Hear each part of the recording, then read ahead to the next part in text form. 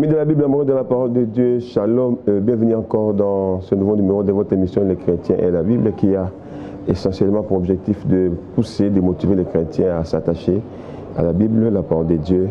Par excellence, nous avons le plaisir de recevoir pour vous un homme de Dieu qui parle très bien de la part du Seigneur. Nous allons le découvrir et je crois que vous allez me donner raison.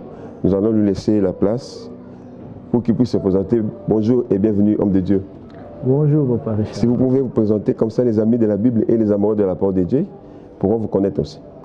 Bonjour à tous. Je me présente. Je m'appelle le prophète Grace Iwanga. Je fais partie de la grande communauté qu'on appelle EJCC, Église de Jésus-Christ par la Croix, qui a son siège au quartier Banounou 2, numéro 20, dans la commune de Matete.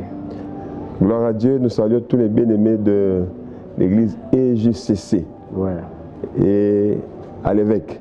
L'évêque Paulin Iwanga, c'est les visionnaires, les représentants légaux de la communauté que je salue. Tous nos respects, papa, et nos meilleurs vœux pour 2024. Nous avons le plaisir de vous recevoir, homme de Dieu. Vous nous avez amené un sujet, je ne sais pas si vous pouvez déjà l'annoncer à ceux qui nous suivent. Aujourd'hui, on va parler de 5 choses à faire avec la Bible. 5 choses à faire avec la Bible. Moi, j'ai déjà mes bouts de papier. Nous allons vraiment aujourd'hui apprendre. Je vous prie, amis de la Bible, amoureux de la parole de Dieu, de faire autant. Prenez votre bout de papier, votre carnet, notez. Parce que moi, aujourd'hui, vraiment, je vais noter parce que nous allons apprendre. Vous allez vraiment aimer. C'est vraiment édifiant. 5 choses à faire avec la Bible. Exactement. Qu'attendez-vous par la Bible avant d'entrer en profondeur? La Bible, au-delà d'un livre, oui, parce que ça c'est la définition qu'on donne couramment, oui, la Bible ce sont des écritures inspirées de Dieu. En fait, je crois que la Bible c'est un moyen que Dieu nous permet de nous connecter à lui. La Bible c'est un moyen par lequel Dieu a mis à la disposition de l'homme afin que l'homme puisse avoir accès au surnaturel, accès au spirituel. C'est-à-dire, Dieu voulait que l'homme puisse avoir accès à lui. Et il a disposé beaucoup de choses. Et l'une de ces choses, c'est la Bible. Gloire à Dieu. L'une de ces choses, c'est la Bible. Ce sont les paroles inspirées. C'est un moyen au travers duquel nous nous approchons de Dieu pour vivre les surnaturels. Exactement. On sous-entend par votre sujet qu'il y a un utilisateur. Parce que les 5 choses à faire avec la Bible, pour que cela soit effectif, il faut qu'il y ait un utilisateur de la Bible. Et par là, vous parlez de qui comme utilisateur de la Bible? Bon, un utilisateur de la Bible, c'est un chrétien. C'est un chrétien. Et c'est-à-dire que c'est une personne qui doit avoir le Saint-Esprit en lui. Parce que l'utilisateur doit connaître le manuel qu'il veut utiliser. Il doit connaître la machine qu'il veut utiliser. Il doit connaître, on a par exemple un chauffeur, il doit savoir la voiture, il doit connaître la voiture. Raison pour laquelle, avant de lire la Bible, tu dois avoir le Saint-Esprit, parce que ce sont des écritures inspirées de Dieu. Et avec l'aide du Saint-Esprit, cela te permettra de te connecter aux écrits pour comprendre l'esprit derrière. Gloire à Dieu. Donc nous comprenons que l'utilisateur de la Bible, c'est le chrétien. Exactement. Vous l'avez bien explicité selon la grâce que vous avez, mais pour ne pas aller trop en profondeur par rapport à ça, mais nous avons fait un petit constat seulement par rapport à cet utilisateur. Et vous avez dit quelque chose de merveilleux, les manuels. En d'autres termes, le chrétien devait connaître les jargons, les langages utilisés dans le royaume de Dieu, dans la Bible, mais le constat amer que cet utilisateur aujourd'hui néglige ce que nous appelons la Bible. Est-ce que vous avez aussi fait ce constat? Quel conseil vous pouvez donner à cet utilisateur-là? Le constat est amer. Le constat est amer parce que s'il faut faire une comparaison, permettez-moi, avec les autres religions, parce que dans toutes les religions, ils ont 3 choses en commun. Ils ont un Dieu, ils ont la Bible et puis ils ont un messager. Et c'est pareil aussi avec nous les chrétiens. Mais quand on fait le constat, on voit que les autres religions se donnent dans la lecture des livres qu'ils ont. Malheureusement, dans l'utilisation de leur livre. Dans l'utilisation de leur manuel. Malheureusement, nous les chrétiens, nous ne donnons pas à la lecture de la Bible. Et ce qui fait qu'il y a beaucoup, même quand on va lire les 5 choses à faire avec la Bible, on va comprendre que c'est impératif. C'est primordial pour un chrétien de lire la Bible. Un chrétien qui ne lit pas la Bible ne va jamais croître. C'est impossible. C'est que la croissance d'un chrétien passe par la lecture de la Bible. Et quand on ne lit pas la Bible, on va souffrir de malnutrition. Et ce qui fait que dans les églises aujourd'hui, on a beaucoup de chrétiens qui ont des problèmes de croissance. Vous rejoignez ce que mon pasteur, le prophète David, a dit lors d'une émission aussi. Il dit celui qui a cette carence, ces gens de chrétiens, ce sont des malnutris. Ils souffrent de kwashiorkor spirituel. Exactement, on peut dire ça. C'est une maladie. Et c'est une maladie. Je crois qu'il est temps que le chrétien se réveille. Et le réveil passe par la lecture de la Bible. L'utilisation de notre manuel, la Bible. Aimer de la Bible, amour de la parole de Dieu. Aimer la Bible, l'utilisation de la Bible. Nous allons revenir, nous entrons dans notre sujet parce que si nous mettons seulement là, on peut prendre beaucoup d'émissions encore. Mais revenons au sujet du jour. Ça, c'était juste pour que nous puissions avoir une idée claire du sujet. Le prophète a essayé de détailler la Bible et puis l'utilisateur de la Bible. Aujourd'hui, vous nous parlez sur 5 choses à faire avec la Bible, c'est-à-dire ce que l'utilisateur doit faire. Si vous pouvez nous en parler un peu. Notez, amis de la Bible. 5 choses à faire avec la Bible. Oui. Moi, je crois que la Bible étant un manuel, étant notre constitution, étant un moyen qu'on doit utiliser pour se connecter à Dieu, il y a des choses qu'on doit faire avec la Bible. S'il faut énumérer les 5 choses, la première des choses, c'est la lecture de la Bible. Malheureusement, beaucoup de chrétiens pensent que lire la Bible, c'est juste un passe-temps, ou lire la Bible, c'est juste pour acquérir quelques connaissances scientifiques ou historiques. Lire la Bible a beaucoup d'implications. On va entrer en profondeur. En profondeur, oui. À part la lecture de la Bible, il y a la méditation de la Bible. La méditation. Oui. Je crois qu'il est temps qu'on puisse faire la différence entre la lecture et la méditation. Oui. Malheureusement, les chrétiens d'aujourd'hui pensent que lire la Bible, c'est méditer la Bible. Méditer la Bible. Or, ce sont 2 choses différentes qui ont des implications aussi très différentes. Et la troisième des choses, c'est la déclaration, déclarer avec la Bible. Déclarer avec la Bible. C'est-à-dire, il y a un moment là où on doit utiliser la Bible, parce que si ce sont des écritures inspirées de Dieu, si c'est la parole de Dieu, on doit déclarer avec la parole de Dieu. Oui. Et c'est quoi, qu'est-ce qui va arriver quand on déclare avec la parole de Dieu? Ça, on va encore entrer en profondeur. On est à la 4e. Oui, 4e. J'ai parlé de lire, méditer, déclarer, prier avec la Bible. Prier avec la Bible.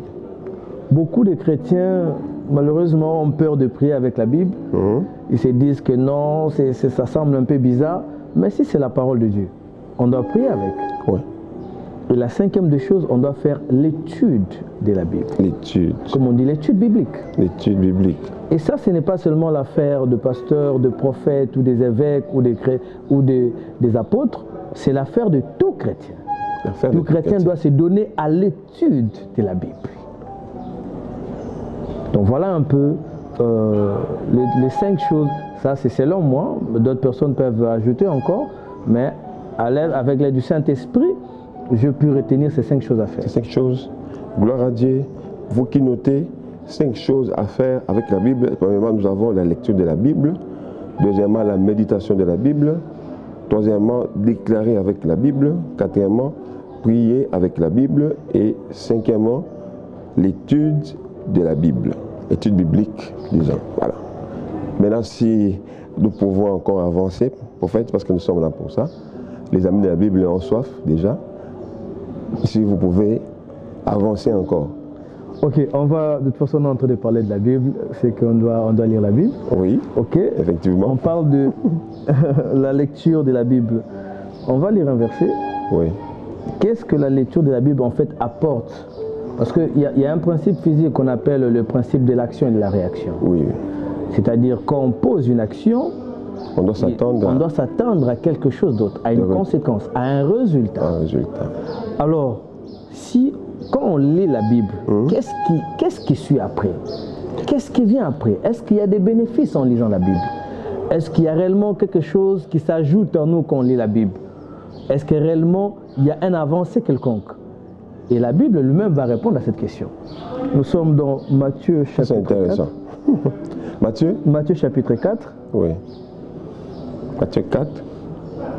On connaît très bien, on va lire le 4e verset. Le 4e verset. Jésus répondit, il est écrit, l'homme ne vivra pas seulement de pain, mais de toute parole qui sort de la bouche de Dieu. Connaissons bien, c'est l'histoire de la tentation de Jésus. Oui. Le diable est venu tenter Jésus. Il lui a dit, ok, c'est bon, mais tu as faim, tu as fait 40 jours, tu n'as pas mangé, transforme ces pierres en pain.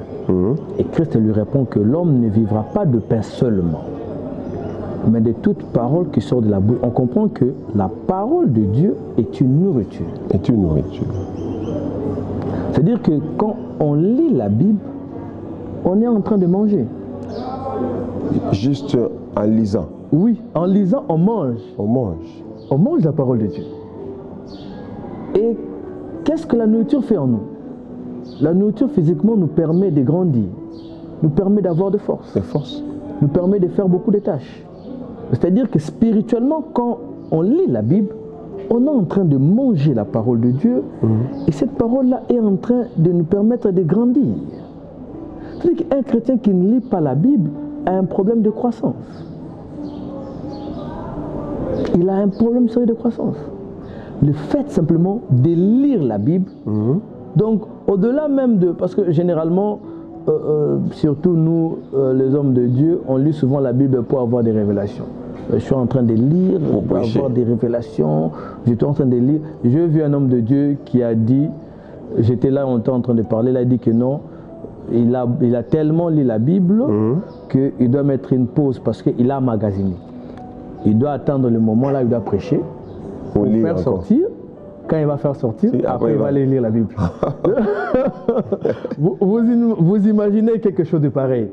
J'étais moi-même scandalisé. Vraiment. Donc pour lui, en lisant la Bible, c'est pour prêcher. Donc il lit la Bible pour prêcher. Et comme il a lu, il n'y a pas d'opportunité de prêcher, il a tellement emmagasiné qu'il va s'arrêter là. Donc ça c'est une erreur grave. On ne lit pas la Bible pour prêcher, on ne lit pas la Bible parce qu'on doit intervenir quelque part, on lit la Bible parce que c'est notre nourriture. Et ça nous permet de grandir spirituellement.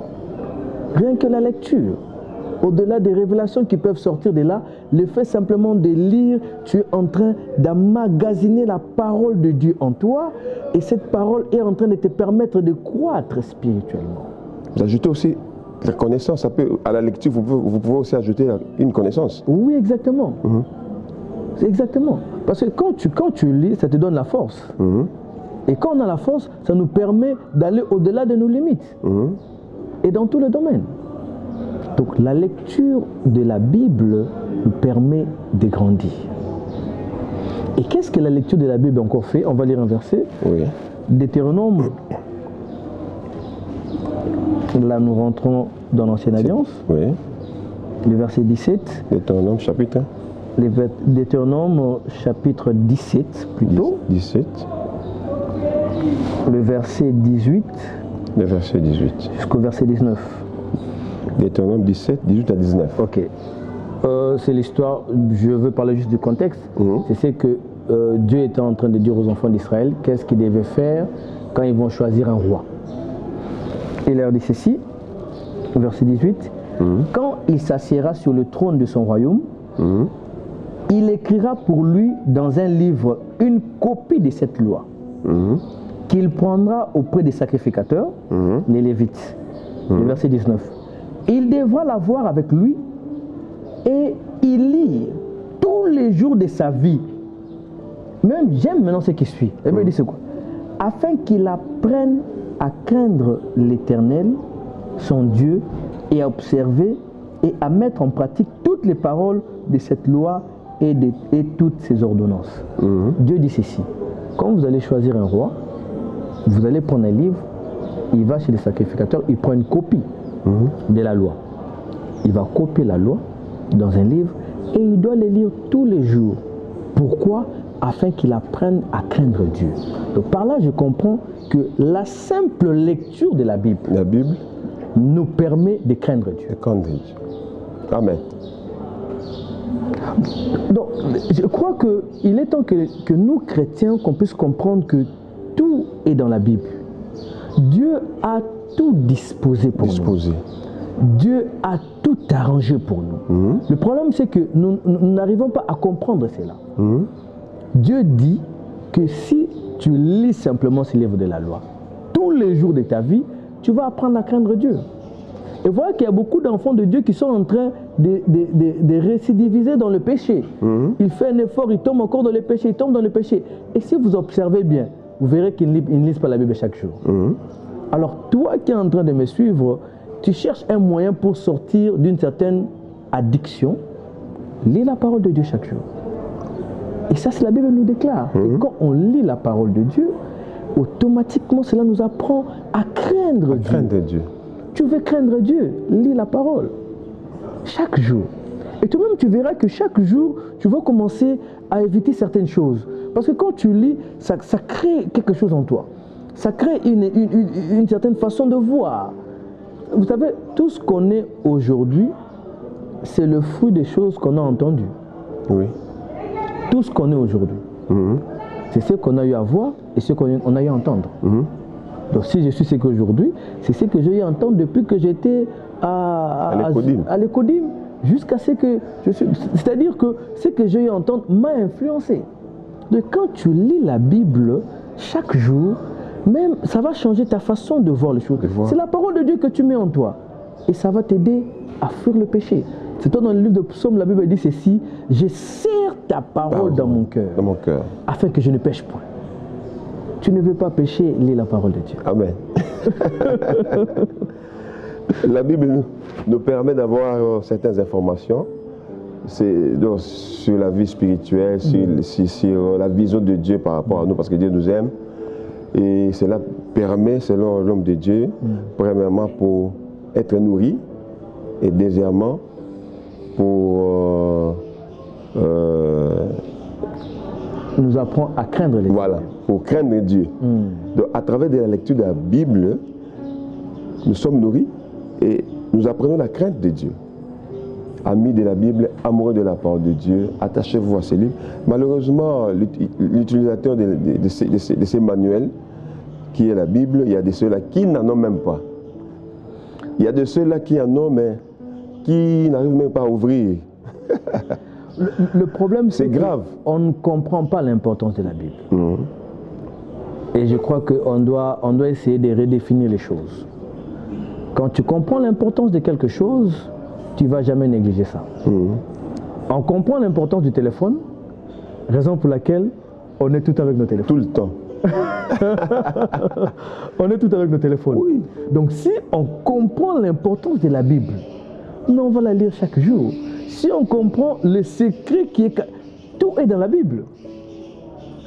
Et parce qu'on ne comprend pas ça, voilà pourquoi les chrétiens négligent. Donc il y a des Bibles, les chrétiens d'aujourd'hui ont des Bibles neuves. C'est-à-dire, une Bible qu'il a achetée il y a cela 2 ans, mais la Bible est neuve. Intacte. Et ça n'a jamais été touché. Ça n'a jamais été touché. Il n'a même pas assuré quelque part. Moi, j'étais scandalisé un jour. On était quelque part, il y avait une activité qui se faisait. On a demandé à une sœur, on peut avoir ta Bible. Une Bible qui a la pochette, mais qui avait plein de cafards. On ouvre comme ça des cafards, beaucoup de poussière. On s'est étonné. Donc cette Bible, on n'a jamais ouvert ça. Ça a été abandonné. Ça, c'est grave. C'est ce que nous constatons aujourd'hui dans le milieu chrétien. Vraiment, homme de Dieu, vous avez du travail. Hein? Oui. On doit, en fait, c'est à nous de donner aux enfants de Dieu le goût de la lecture. Vous savez comment est-ce que le professeur d'université donne aux étudiants le goût du syllabus ou le goût d'acheter ses livres? Donc, c'est-à-dire qu'on doit montrer aux enfants de Dieu l'importance. Et ça doit commencer dès les bas âges. Oui. À l'école de dimanche, dans la jeunesse, on doit montrer aux enfants de Dieu l'importance de la Bible. C'est à ce moment-là que les gens vont comprendre et ils vont acheter des Bibles et ils vont lire leur Bible. Bon, à ce point aussi, là, les responsabilités sont partagées. Par rapport aux avantages de la lecture dont nous retenons, être nourri. Et le deuxième avantage, c'est, j'ai oublié. Elle nous apprend à craindre. Voilà, la crainte de Dieu. Être nourri et la crainte de Dieu. Il y a un autre avantage, ou bien on peut passer à la méditation, le deuxième point. Bon, on peut passer à la méditation. À la méditation, nous allons revenir. On passe d'abord à la rubrique du jour parce que le temps nous est imparti trop petit. On passe d'abord à notre rubrique du jour. Nous allons revenir pour le deuxième point, peut-être. Avec le temps, le prophète peut-être pourra peut-être s'arrêter là. Nous aurons encore un autre numéro pour continuer avec la suite.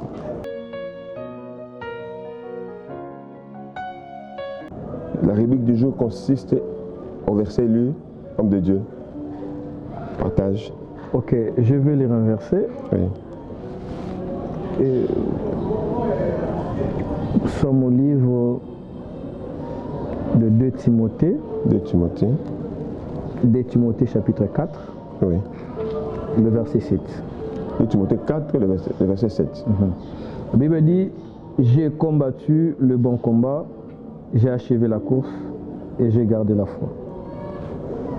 C'est Paul qui est en train d'envoyer une lettre à Timothée et il écrit cette phrase. Au-delà d'une lettre, quand on lit cette phrase, quand on lit ce statement, on sent que c'est comme les adieux de Paul.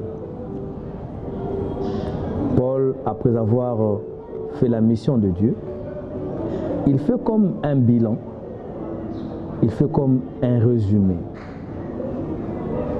de ce qu'il a fait. Ouais. Et qu'il a marché avec Dieu, on sait tout ce que Paul a fait.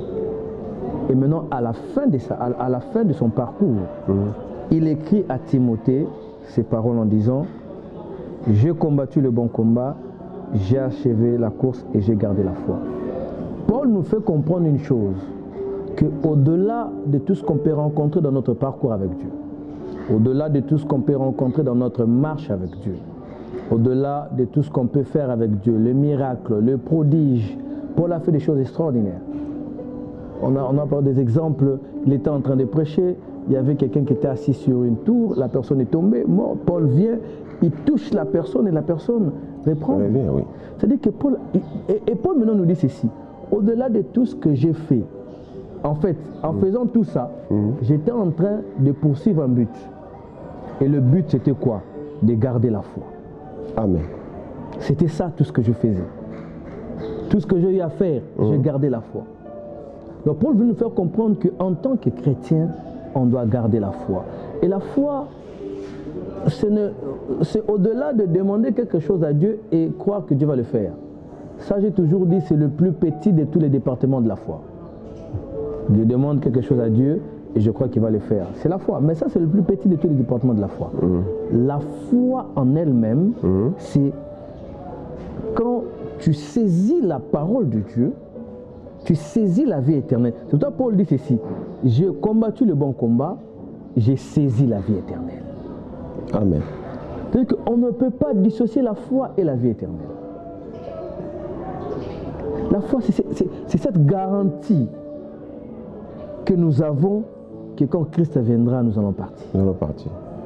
Et Paul dit, malgré tout ce que j'ai fait, le plus important, c'était de garder la foi. De garder la foi.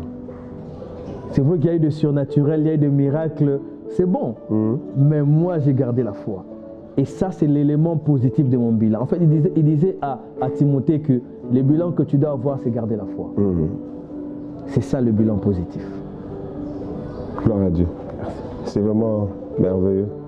Moi, mon verset, c'est dans Genèse 1, le verset 10. Je vais juste lire la toute dernière partie. Dieu vit que cela était bon. C'est l'histoire de la création. Dieu était en train de créer. Si vous lisez, nous connaissons tous, vous allez voir, après avoir créé, il disait, Dieu vit que cela était bon. C'était bon, cela était bon.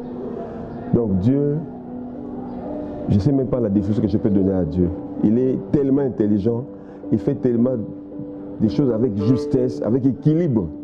Et aujourd'hui, nous, enfants de Dieu, amis de la Bible qui me suivez, amour de la parole de Dieu, si vous voulez réussir, si vous voulez avoir de l'équilibre, vous devez associer votre vie à Dieu. Parce que tout ce que Dieu fait, il voit que cela est bon. Il n'y a rien qui a échoué. Donc avec Dieu, vous n'allez pas échouer. Vous devez associer Dieu dans votre vie. Parce qu'il a créé le monde. Quand il créait lui-même, il a dit, Dieu vit que cela était bon. Donc tout était équilibré. Il n'y a rien qui a échoué. Il n'y a rien qui a raté.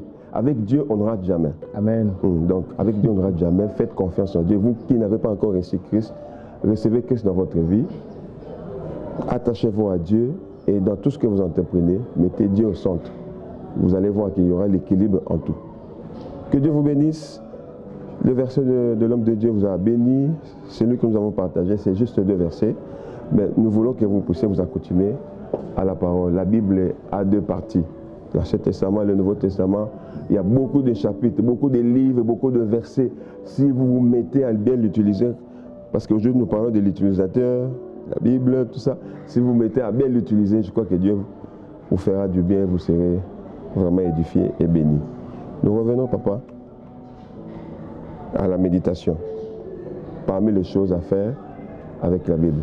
La méditation. Oui, ça, la méditation. Je crois que c'est un couloir là où... Là, on va juste, je crois, introduire peut-être parce que le temps... Oui. Exactement. C'est un couloir là où beaucoup de chrétiens... Il y a 2 choses qui arrivent quand on entend le terme méditation. La première des choses, c'est que nous, en tant qu'utilisateurs de la Bible, la majorité des utilisateurs de la Bible, quand ils entendent méditation, ils pensent que c'est la lecture. Oui, il y a une petite confusion à ce niveau-là. À ce niveau-là. Il y a une grande majorité des chrétiens, quand ils entendent, oh, tu avais fait quoi? Non, j'ai médité la Bible. Pourtant, il avait lu la Bible. Il dit qu'il a médité la Bible. Ça, c'est la première des choses qui arrive quand on entend méditation. La deuxième des choses, quand on entend méditation, les chrétiens ont peur. Ah bon? Oui, parce que beaucoup de gens associent la méditation au mysticisme. On doit se le dire. Beaucoup de chrétiens plutôt, mais je précise, associent la méditation au mysticisme. Donc, il a médité. Ah non, ça ce sont des histoires bizarres. Et pourtant, la Bible nous parle de la méditation. Oui. D'abord, ce qu'on doit savoir, que la méditation, ce n'est pas lire. C'est quoi? S'il faut revenir au terme simple, méditer, avant d'aller au terme Bible, avant d'aller en profondeur de la Bible, méditer, c'est penser. Tout simplement. C'est penser. Oui. Allons d'abord calmement. Méditer, c'est penser. C'est ça la méditation. Voilà. Méditer, c'est penser. Méditer, c'est réfléchir. Méditer, c'est focaliser sur un sujet au niveau de ta pensée. C'est ça la méditation. Donc ça n'a rien à voir avec prendre quelque chose et en train de lire. La lecture, c'est la lecture. Maintenant, quand la Bible dit, maintenant entrons dans le contexte biblique. Par rapport au temps, moi je préfère qu'on s'arrête d'abord à ce que vous avez donné, la définition. Méditer, c'est penser, réfléchir sur un sujet de la Bible. On peut laisser les amis de la Bible dans les suspens. Dans les suspens, ok, pas de problème. Pour aujourd'hui, amis de la Bible, de la parole de Dieu, retenez, nous avons vu 5 choses qu'on a énumérées avec l'homme de Dieu. Lire la Bible, méditer la Bible, déclarer la Bible, avec la Bible, pardon, prier avec la Bible, l'étude biblique. Donc étudier, faire l'étude avec la Bible. Et l'homme de Dieu a bien explicité la lecture de la Bible qui a 2 avantages. À partir de la lecture, on est nourri et puis on apprend la crainte de Dieu. Et puis il a donné la définition de la méditation qui est la 2e chose à faire avec la Bible. La méditation, c'est penser, réfléchir. Nous allons revenir prochainement avec les restes pour entrer en profondeur, vu le temps. Homme de Dieu, votre dernier mot pour aujourd'hui. Je vous remercie d'abord. Je vous en prie. L'homme de Dieu, Papa Richard, pour l'opportunité que vous nous donnez d'être connecté avec les enfants de Dieu. C'est vrai que il est temps que l'Église puisse saisir la technologie, utiliser la technologie afin que l'Évangile puisse se répandre. Et je crois que c'est ce que vous êtes en train de faire. Que Dieu vous bénisse. Amen. Que Dieu bénisse toute l'équipe qui est en train de vous accompagner. Amen. Ma dernière chose, je crois que je dirais aux enfants de Dieu que ce que nous avons en main, la Bible, c'est la clé que Dieu nous donne afin d'accéder à la connaissance. Utilisons-le comme il le faut et Dieu ne manquera pas de nous visiter. Merci. Merci, que Dieu vous bénisse de partout où vous nous avez suivis. Nous passons sur Sangomalamu, chaque lundi à 19h30, jeudi à 18h, Canal Plus fréquence 360. Que Dieu bénisse toute l'équipe technique qui nous a accompagnés, tous les enfants de Dieu, vu le temps. À la prochaine.